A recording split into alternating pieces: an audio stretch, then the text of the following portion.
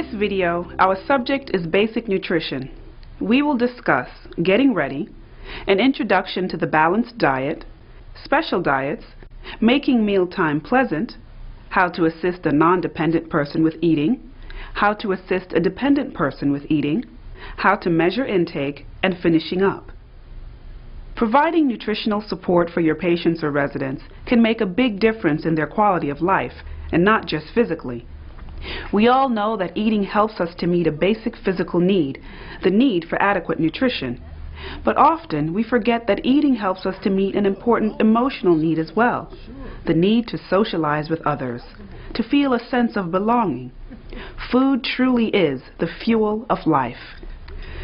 Your patients and residents will rely on your skill as you assist them with eating and taking in adequate nutrition. And the positive social interaction you will have with them during mealtime will go a long way toward helping them fend off feelings of loneliness and homesickness.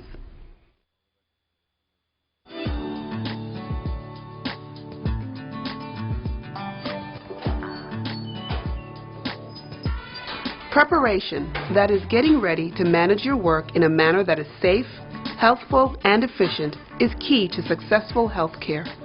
No matter what tasks you'll be performing during your shift, whether those tasks are planned or unanticipated, you will benefit from a routine of careful preparation. Begin each interaction with patients or residents by performing these steps. Wash your hands. Gather all needed supplies. Knock before entering the person's room.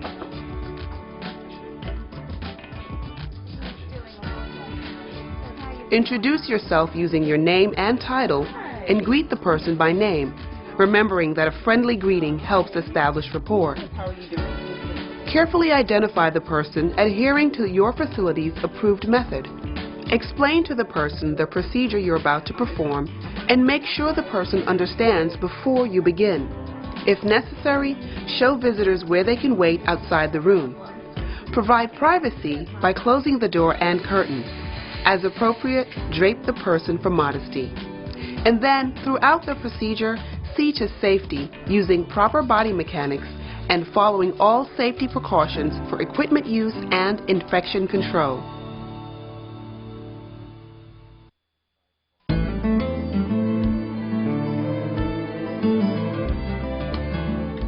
To eat a balanced diet means consuming a variety of foods which, taken as a whole, provide our bodies with all the different nutrients we need to remain healthy.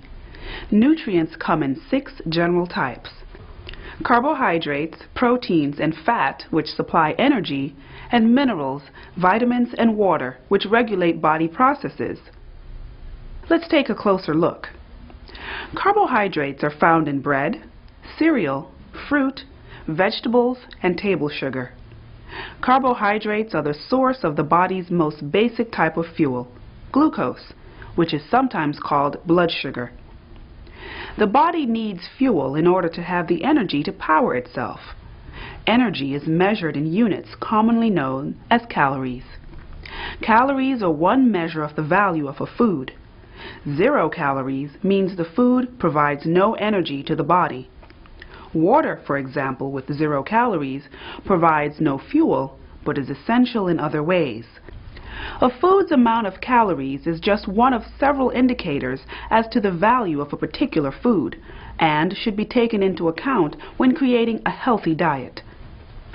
Protein is found in foods such as milk and cheese, meat, poultry, fish, eggs, nuts, and dried peas and beans. Like carbohydrates, proteins provide fuel. Proteins are composed of amino acids, small molecules that are the building blocks of all the body's cells. Fats are the most concentrated source of energy.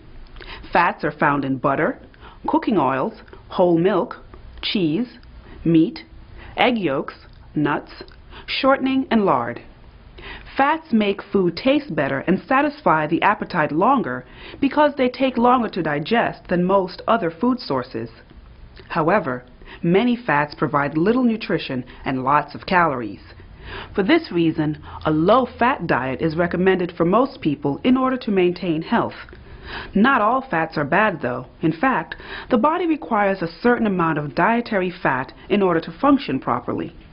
Vitamins of one kind or another are found in virtually all foods: meats and dairy products, grains, beans, vegetables, and fruits. The many varieties of vitamins play a key role in many body processes. They keep our skin and mucous membranes healthy, for example, and they are essential to a wide range of body functions. The body uses many different types of minerals as well, and these too keep us healthy by regulating body processes. Like vitamins, minerals can also be found in a wide variety of foods: meats, dairy products, nuts, peas and beans, seafood, vegetables, even table salt. Water is found, of course, in water, but also in many foods, including fruits and vegetables. Now, it might seem odd to describe water as a nutrient. After all, it has no actual nutritional value by itself. But water is even more essential to life than food. You can live a long time without food, but only 3 to 7 days without water. That's because water performs a number of essential functions. Water forms the basis for the fluid into which nutrients must be dissolved prior to circulating throughout the body. Water transports waste products out of the body by way of urine and feces. Water in the form of sweat keeps us cool. It keeps the mucous membranes moist.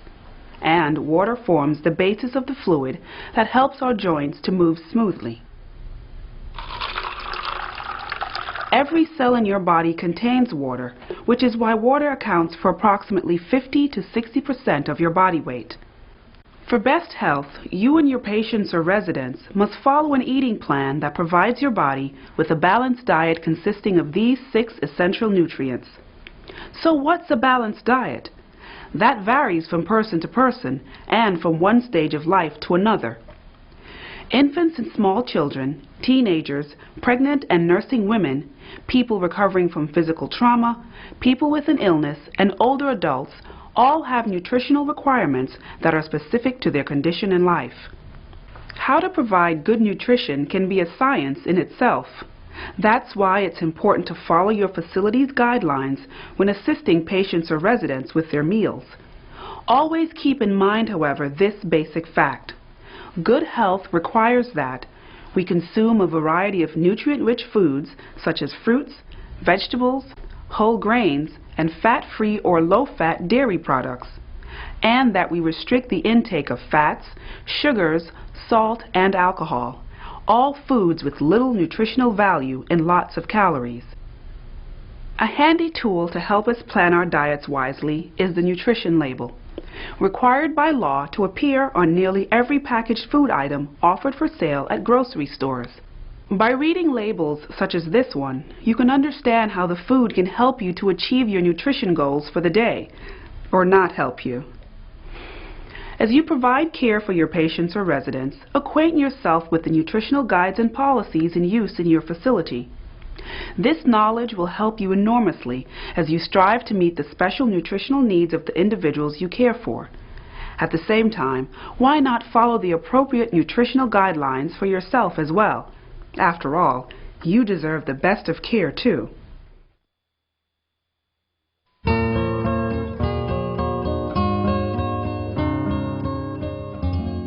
As a nursing assistant, you'll find that many of your patients or residents have medical conditions requiring specialized diets ordered by a doctor and prepared by a dietitian.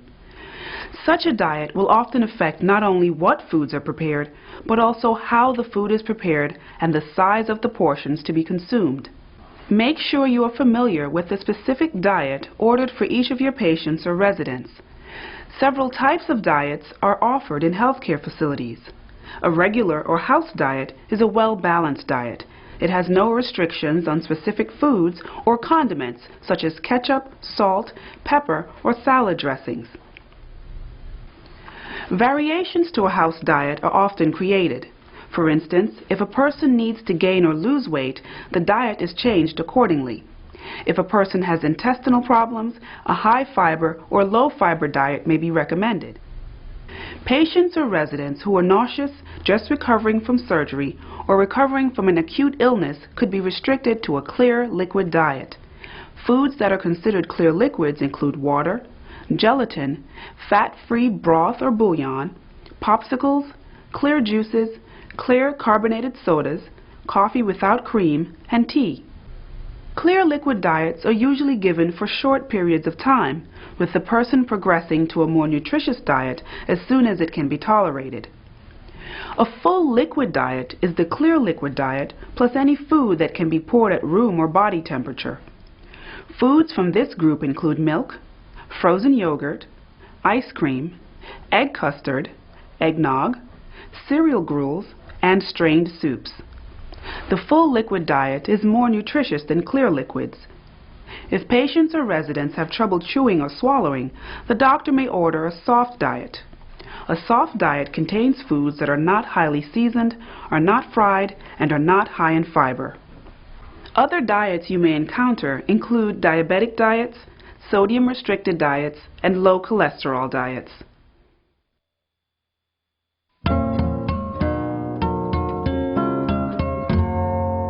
Whether a patient or resident needs a lot of help or just a little, there are many things you can do to make the meal a pleasant experience for the person. When helping a person with a meal, however, your first priority should be to make sure you are familiar with the diet that has been ordered for the person. Be sure to give your patients or residents plenty of time to prepare for meals. This is especially important before breakfast, because preparation for breakfast includes early morning care, which must be completed before the meal. Also note that some people only need to be reminded that it's almost time for their meal, and they will prepare themselves. Others, however, will need your help to prepare. Meal times are more pleasant when the person is comfortable. Before the meal, give the person the opportunity to use the toilet. Do you like to use a urinal before you eat, sir? No, thanks. Okay. Ensure that the person's hands and face are clean. Then provide oral care. A clean mouth makes the food taste better. Be sure to clean and store the oral care supplies before proceeding. If the person uses glasses or a hearing aid, make sure these aids are in place. Okay. In hospitals, patients are served meals in their rooms. A resident of a long-term care facility who is too ill to go to the dining room may also eat in his room. I want to go ahead and readjust this pillow if you don't mind. Okay. All right. If the person will be eating in his room, position him comfortably. Smooth the bed linens and maintain the bed in high phallus position if permitted. Most people prefer to eat sitting up if their condition allows. Clear the overbed table of clutter, then wipe down the surface if necessary. Provide a pleasant environment. Adjust the lighting for comfort. And make sure that any offensive or odorous items, such as bedpans or emesis basins, have been removed from the room. If the person asks you to, turn on the radio or television. I'll be right back with your food, sir. Thank you. Okay. Make sure the person has a clothing protector on if he desires it. Hello, sir. Would you like to use a clothing protector? No, I don't think so. Okay, I'll be right back with your meal. In long-term care facilities, residents are walked to the dining room or taken in a wheelchair. Whenever possible, and your facility's policies allow, help the resident into a standard dining chair for the meal.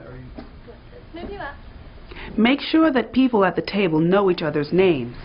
Mr. Littleton, this is Mrs. Kloss. She's going to join you for lunch. Nice to see you. Welcome. I'm going to go get your clothing protector, okay?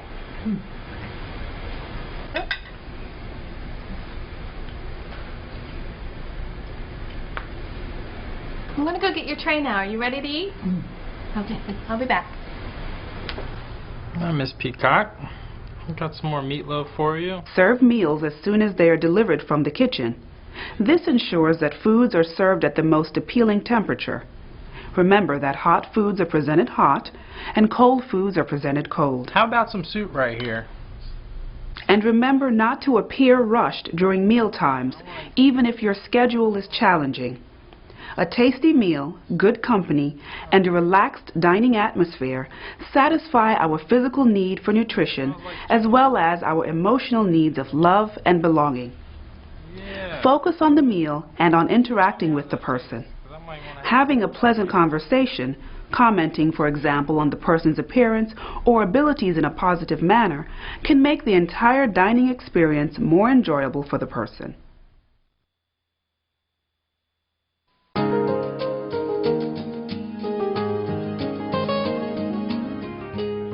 When assisting a non-dependent person with a meal, whether in the person's room or in the communal dining area, be sure to position the meal tray so that the person can see it and reach it comfortably.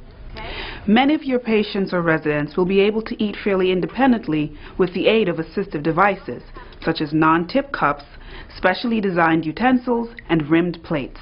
Know which aspects of eating the person can and cannot manage on her own, and assist her as necessary. If the person is visually impaired, you will need to orient the person to the food on the tray. This is done by comparing the plate to a clock face. As you describe the food on the plate, ask the person about his or her preferences for seasoning. However, you may need to help by cutting food into small bite-sized pieces, buttering the person's bread, assisting with seasoning food, or adding milk or sugar to coffee or tea.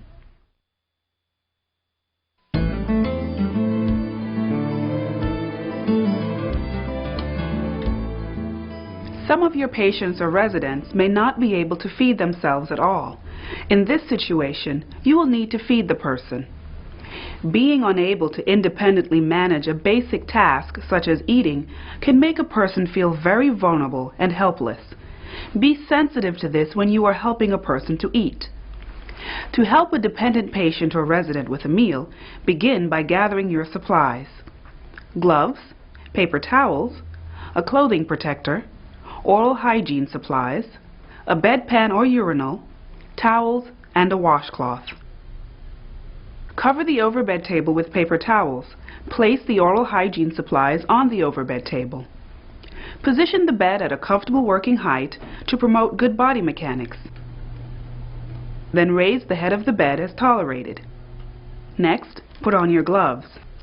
Now assist the person with oral hygiene. Offer the bedpan or urinal. If the person uses the bedpan or urinal, empty and clean it before proceeding with the meal. Next, remove your gloves and dispose of them in a facility-approved waste container. Wash your hands. And fill the wash basin. Wash the person's hands and face.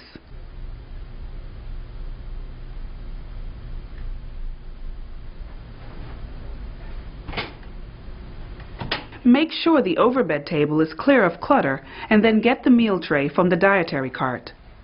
Place the meal tray on the overbed table. Then check the meal tray to make sure that it has the person's name on it and that it contains the correct diet and consistency of food. If the side rails are in use, lower the rail on the working side of the bed. Ms. Peacock, I'm going to go ahead and just lower your bed. Make sure that the bed is positioned at a comfortable working height. Ask the person if she would like to use a clothing protector. You like the clothing protector? If desired, put the clothing protector on.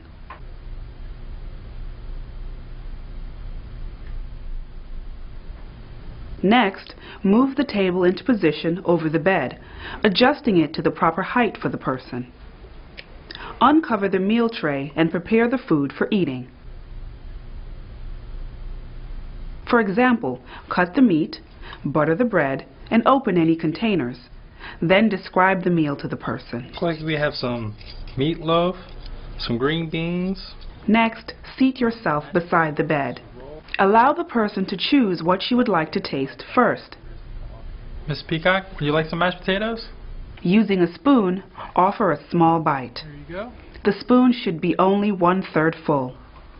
Allow the person time to chew and swallow the food. Use this time to interact with and focus on the person. Carry on a pleasant conversation, even if the person is unable to respond. Offer the person something to drink every few bites. How about some milk to wash that down? Yes. Use the napkin to wipe the person's mouth and chin as often as necessary. Think you can hold this? Encourage the person to do as much for herself as possible and continue until the person is finished. Encourage the person to finish the food on the tray, but do not force her to eat. Remove the tray and the clothing protector when the person has finished. Blast it back. Before removing the food and the tray from the room, record the percentage of food eaten and the amount of fluid intake in the person's medical record. Or, if the record is not kept at the bedside, record the information on a notepad, transferring the information to the person's record at the earliest opportunity. Put on a clean pair of gloves and assist the person with oral hygiene. When you've completed the oral hygiene procedure, if the side rails are in use, return the side rail to the raised position. Lower the head of the bed as the person requests. To complete this procedure, gather any soiled linens and place them in the soiled linen hamper or bag. Clean and store equipment. Dispose of any disposable items. Remove your gloves. Wash your hands. Then complete your finishing up steps as described in the final section of this video.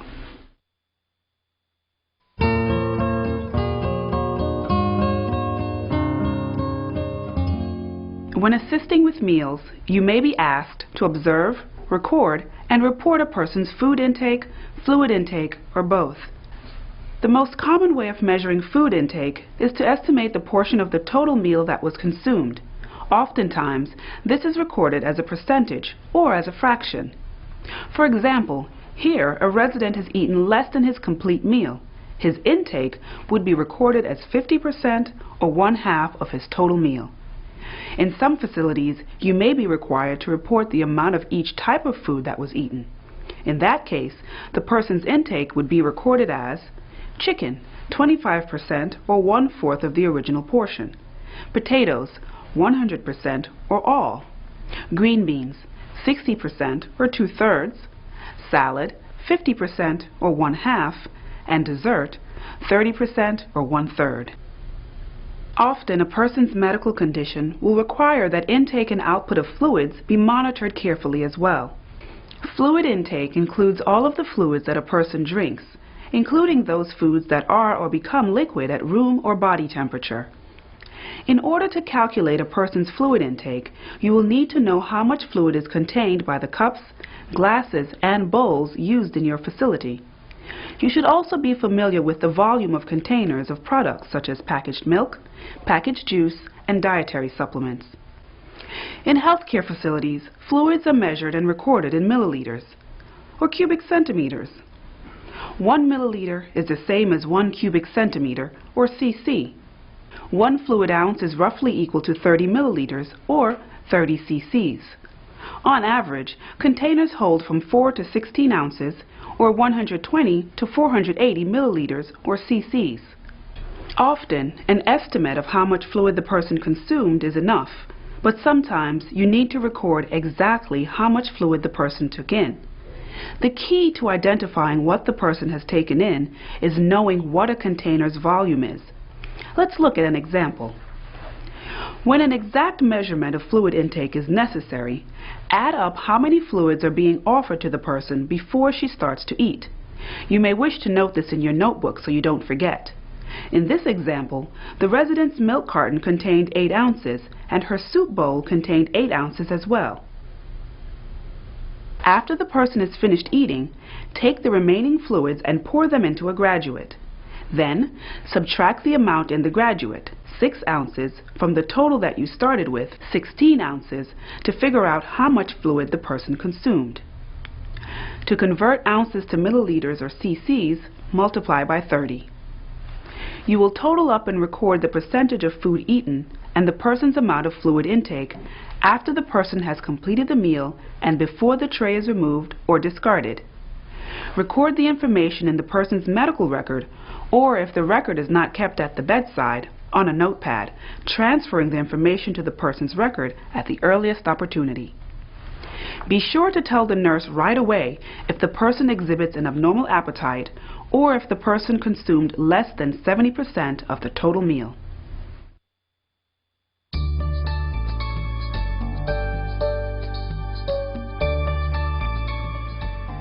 When you have finished with a procedure, always follow a routine of finishing up to ensure your patient's or resident's safety and comfort. First, confirm comfort and good body alignment, whether the person is seated or in a bed. Leave the person's call light control within easy reach, and do the same for any other items the person may want, such as remote control devices, the telephone, or fresh water. Next, see to safety. If appropriate, return the bed to its lowest position.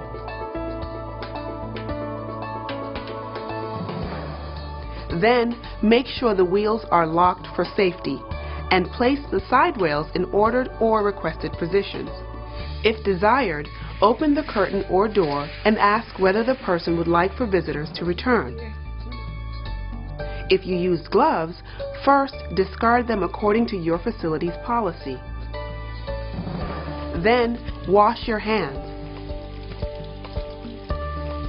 Finally, report and record all pertinent information about the procedure, including the date and time of the procedure and your full name and title.